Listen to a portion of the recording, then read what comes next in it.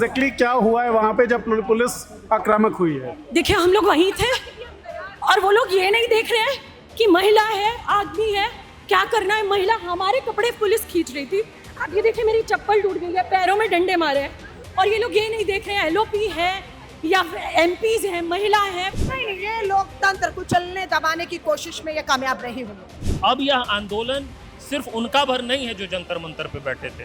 अब ये आंदोलन सिर्फ उनका नहीं है जिनको लाठी पड़ी है, जिनको चोट लगी है। अब ये आंदोलन हर देशभक्त भारतीय का है, हर किसी का है। और इसके बाद भी जिसका खून नहीं खौल रहा है तो वो खुद उतना ही बड़ा अपराधी है जितने बड़े अपराधी ये शाह और शहंशाह है। बिना वर्दी के लोग पुलिस के बैटन लेके पुलिस के सामने चार्ज कर रहे हैं। ये कहाँ है लॉ एंड ऑर्डर, कहाँ है न्याय व्यवस्था, कहाँ है सुप्रीम कोर्ट इस देश का?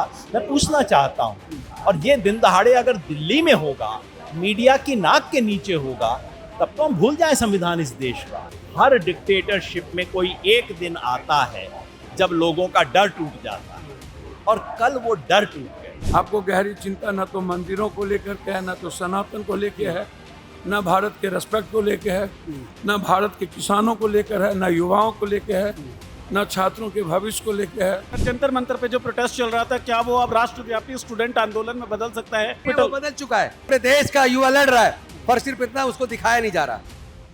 कांग्रेस के कार्यकर्ता, कांग्रेस के नेता पीएम आवास के सामने धरने पर बैठे थे। मांग साफ थी, प्रधानमंत्री मोदी ब्रुटैलिटी जो हुई है युवाओं के खिलाफ, उस पर जवाब दें, डिटेल में जवाब दें। लेकिन नरेंद्र मोदी को जवाब पसंद नहीं है। नरेंद्र मोदी सवालों से परे हैं। नरेंद्र मोदी के कैबिनेट के लोगों को, उनके नेताओं को, और शायद उनको भी यही लगता है, तभी तो जवाब नहीं दिया जा रहा है सवाल पूछे जाने के बावजूद। और सवाल पूछने वाले राजनीतिक विपक्ष के जो नेता हैं, उन्हें बर्बरतापूर्ण तरीके से गिरफ्तार किया जा रहा है, उन्हें डिटेन किया जा रहा है। और पुलिस का जो पूरा फेस एक्सप्रेशन है, उनका चेहरा जो बता रहा है, वो बहुत अन्यायपूर्ण है। ड्यूटी आपकी हो सकती है, लेकिन चेहरे से जिस तरीके का नफरत का भाव दिखता है, वो नफरत का भाव खतरनाक है। लोकतंत्र में पुलिस जैसी व्यवस्था को, पुलिस जैसे सिस्टम को इतना बर्बर, इतना अन्यायी नहीं होना चाहिए। एग्जैक्टली क्या हुआ है वहाँ पे जब पुलिस आक्रामक हुई है? देखिए, हम लोग वहीं थे और वो लोग ये नहीं देख रहे हैं कि महिला है, आदमी है, क्या करना है। महिला, हमारे कपड़े पुलिस खींच रही थी। अब ये देखिए, मेरी चप्पल टूट गई है, पैरों में डंडे मारे हैं और ये लोग ये नहीं देख रहे हैं एलओपी है या एमपीज है, महिला है, पुलिस। मुझे याद है, मैं वहीं थी, मैं और सुहासिनी यादव बिल्कुल पैरों में थे, हमें पैरों से खदेड़ रहे थे महिलाएं, पुलिसमैन।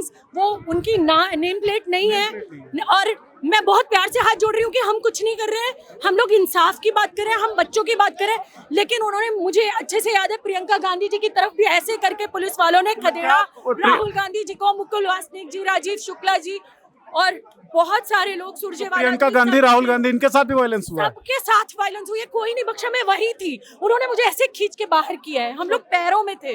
केयर की महिला है जैसे आप, तो महिला पुलिस, मैंने बताया आपको, पुलिसमैन ने मेरे कपड़े खींचे हैं। आप ये देखिए ना, यहाँ पे ये मेरी चप्पल टूटी हुई है, डंडे यहाँ पे मारे हैं, ये देखिए, ये आपको दिख रहा होगा डंडा। ये लोग ये नहीं देख रहे, महिला है, आदमी है। आप राजनीतिक व्यक्ति हैं डॉली, कई आंदोलन, कई प्रदर्शन आपने देखे होंगे। ऐसा मैंने कोई प्रदर्शन नहीं देखा। ये खुले तौर पर तानाशाही है।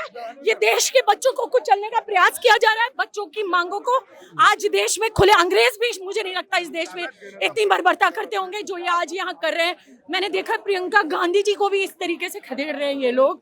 हमें और बहुत सारे एमपीज, बहुत सारे नेता जो अलग अलग जगहों से आए हुए हैं, ये बिना नेम प्लेट के लोग जो महिलाओं को खदेड़ रहे हैं। ये पता नहीं क्या ट्रेंड है कि पुलिस वाले नेम प्लेट लगा नहीं रहे हैं। अच्छा, आप लोग जो कांग्रेस यहाँ बैठी थी, वो कह रही है नरेंद्र मोदी, अमित शाह का इस्तीफा होना चाहिए। राजनाथ कह चुके हैं कि सरकार में इस्तीफे नहीं होते, जब वो बच्चों को पीट सकते, बच्चों पे लाठीचार्ज हो सकती है। आप लोगों की मांग क्यों मानी जाएगी और कैसे मानी जाएगी? देखिए, हम मांगते रहेंगे और हमारा काम है मांगना। देश के बच्चों को जिस तरीके से मारा है, जिस छोटी बच्ची को राहुल जी और प्रियंका जी आज देखने गए थे, वो वेंटिलेटर पर है। पता नहीं जो वो जीवित है या इनका नाटक है जो चल रहा है। इन्हें पता है कि आज देश में बच्चा बच्चा इस माहौल, इस मांग के साथ खड़ा हो गया। छोटा बच्चा तक आज इस मांग के साथ खड़ा है और इस देश का कर्तव्य है, एक एक आम नागरिक का, कि आज इस मुहिम के साथ जुड़े और इस देश के बच्चों के भविष्य को संवारे।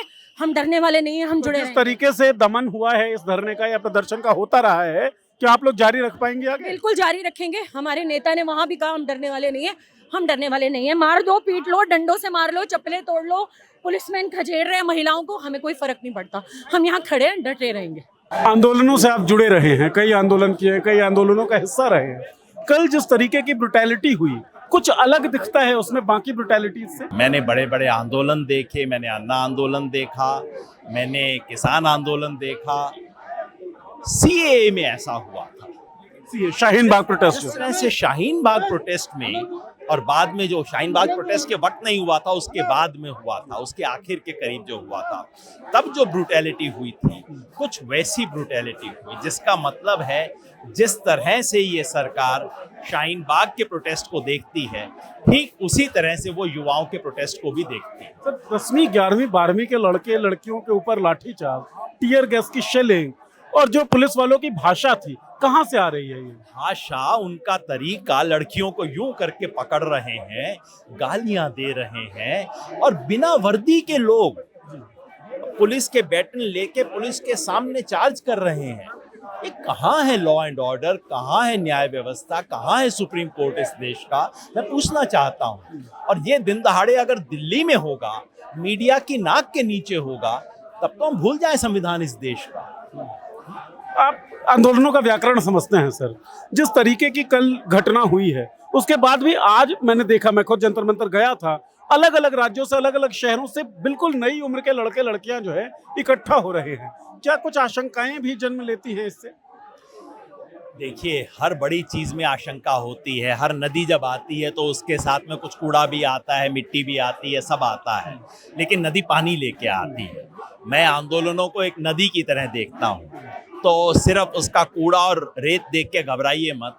वो प्राण वायु लेके आ रही है, पानी लेके आ रही है, नए लोग जुड़ रहे हैं, अनमोबिलाइज्ड लोग जुड़ रहे हैं। किसी ने उनको कहा नहीं, किसी ने गाड़ी नहीं भेजी, बस नहीं भेजी, अपनी जेब से पैसा लगा के किसी तरह से आ रहे हैं। कईयों ने बताया वापस जाने का टिकट नहीं है, पैसा नहीं है, वो लोग आ रहे हैं। जिस तरह से आए हैं वो अद्भुत है इस देश के इतिहास में, और उसका साफ मतलब है कि कहीं ना कहीं एक गहरा आक्रोश है, गहरा असंतोष है जो अभिव्यक्त हुआ है। और एक चीज कल हुई है, हर डिक्टेटरशिप में कोई एक दिन आता है जब लोगों का डर टूट जाता है, और कल वो डर टूट गया। दर्द का हाथ से बड़ा गुजरना है, दवा हो जाना, तो दवा हो गई है सर। कल वो डर टूट गया लोगों के मन से। उन्हें पता था सर्वेलेंस है, उन्हें पता था पे स्कैनिंग हो रही है, सब कुछ हो रहा है। मास्क नहीं लगा रहे थे, खुल के बोल रहे थे, जब जब मोदी डरता है पुलिस को आगे करता है, सब बोल रहे थे। मुझे खुद डिटेन किया गया था, डिटेन जो लोग थे वो पुलिस के सामने यही बात बोल रहे थे, जब जब मोदी डरता है। तो एक जो डर का टूटना सबसे बड़ी चीज होती है, और डिक्टेटरशिप का हमेशा ये होता है, एक छेद अगर हो जाए उसके बाद गुब्बारा पिचकने में टाइम नहीं लगता, नाव डूब जाते। सर, जंतर मंतर पे कई दिनों तक ये लोग कई दिनों तक ये लोग बैठे हुए थे। उसके बाद संसद पे मार्च कर रहे थे, और संसद मार्च करते हुए ब्रुटैलिटी हुई। उस ब्रुटैलिटी के खिलाफ अब राहुल गांधी और कांग्रेस के बड़े नेता जितने भी हैं वो धरने पर बैठे, मोदी शाह का इस्तीफा मांग रहे हैं। तो आंदोलन का पार्टी से जुड़ना, इसे कैसे देखते हैं? मैं समझता हूँ लोकतंत्र की दो धाराएं हैं, दो अंग हैं, आंदोलन है और पार्टियां हैं। दोनों के अपने अपने काम हैं, और दोनों अगर एक साथ जुड़ते हैं तो लोकतंत्र के लिए तो इससे सुंदर बात हो नहीं सकती। आंदोलन का काम है ऊर्जा को जमीन से लाना, पार्टियों का काम है उसे सत्ता के केंद्र तक जोड़ना और वहां पे बात को पहुंचाना। आज हम जो देख रहे हैं दोनों का संगम है, और मैं तो यहाँ धन्यवाद करने आया हूँ नेता विपक्ष को कि उन्होंने विपक्ष का धर्म निभाया। ये धर्म होता है विपक्ष के नेता का, जो काम आज इन्होंने किया। मैं तो बधाई देने आया हूँ, धन्यवाद करने आया हूँ। संदीप सर, जबरदस्त ब्रुटैलिटी कल दिल्ली की सड़कों पे हम सबने देखा। कई आंदोलनों को आप देखा, आपने कई बार आंदोलनों के सामने आप रहते थे जब आप शासन में, सत्ता में थे।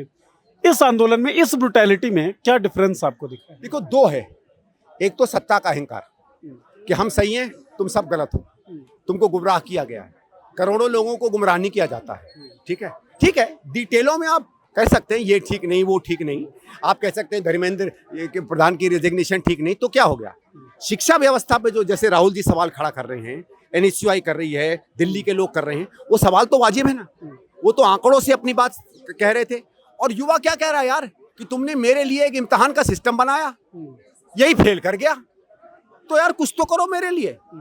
तुमने ये सिस्टम अपने लिए नहीं बनाया है, उन 2 कंपनियों के लिए नहीं बनाया जो करोड़ों कमा रही है सरकार से। टेंडर पा रही है। जो भी है, जो भी टेंडर फेंडर है, वो जाने, उनका काम जाने। एक जगह थोड़ी टेंडर में पैसा कमा रहे हैं। मेरे लिए बनाया है, मेरे लिए एक अच्छा खासा इम्तिहान की सिस्टम चलती थी। आपको कहीं से सपना आ गया कि आपको उसने बदलना है, बदल के आपने सत्यानाश कर दिया।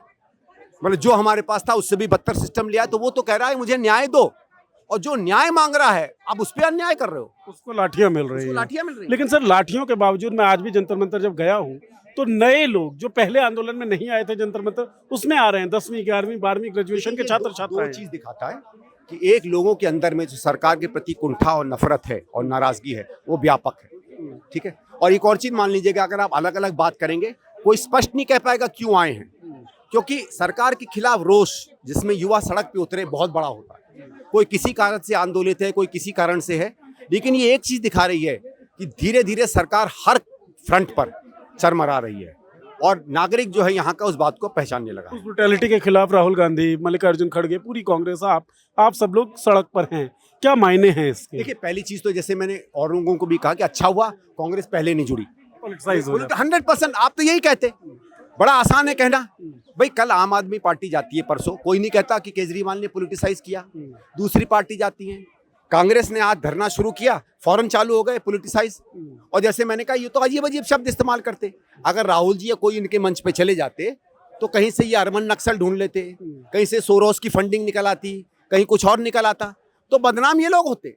हम पे तो लांछन पड़ते चले आ रहे हैं। हम तो ये जो तो ये डिस्टेंस अच्छा है किया, लेकिन कल जिस तरीके से बर्बरता पूर्वक इन्होंने काम किया, भाई किसी भी राजनीतिक व्यक्ति का, किसी भी लीडर ऑफ ऑपोजिशन का क्या सबसे बड़ा कर्तव्य होता है? जनता के लिए खड़े होना, उनके अधिकारों के लिए खड़े होना, मानव मूल्यों के लिए खड़े होना, और उसके लिए हम आज यहाँ खड़े हैं। अच्छा सर, छात्रों की गूंज के जरिए कांग्रेस जो है वो लगातार युवाओं का मुद्दा उठा रही थी। उससे पहले भी आईवाईसी, एनएसयूआई के प्रोटेस्ट हम लोग देख रहे थे।